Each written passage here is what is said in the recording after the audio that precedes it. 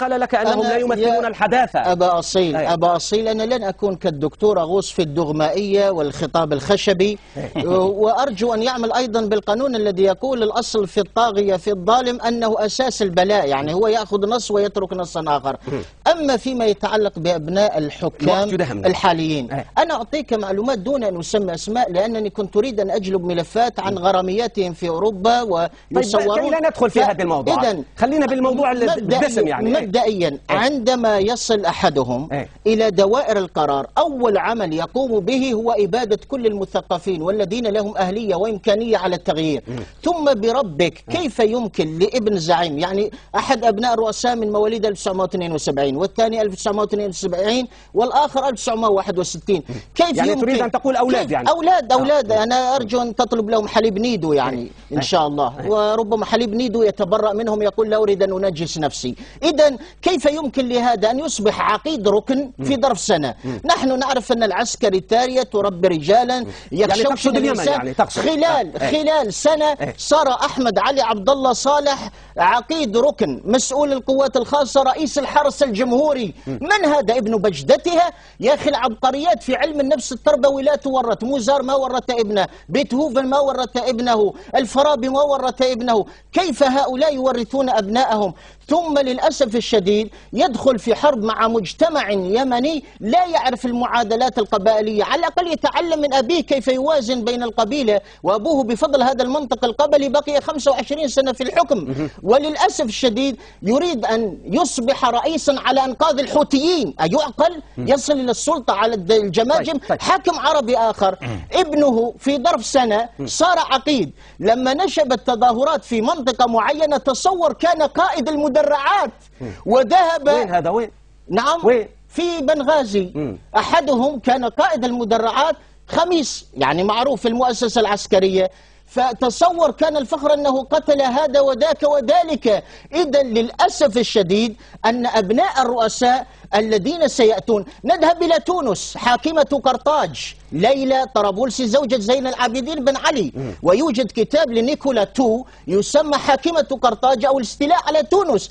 كيف تعين زوج ابنتها مسؤولا يدير مصارف وإيداعات وصحف، ولأن زين العابدين بن علي لا يوجد عنده ولد صغير، عنده ولد صغير من ليلى الثانية، فيراد أن يكون صخر الماطري رئيسا في انتظار أن يكبر الصغير ليصبح رئيسا. إنهم يضحكون علينا. أما في المغرب تقبيل الأيدي وتقبيل الأرجل هذه ظاهرة عامة ما شاء الله. وحتى في الجزائر هنالك من طرح اسم الرئيس أخ الرئيس سعيد بوتفليقة. وأنا أقول الشعب الجزائري البطل العملاق لا يمكن أن يقبل توريثا أو حكما من هذا القبيل.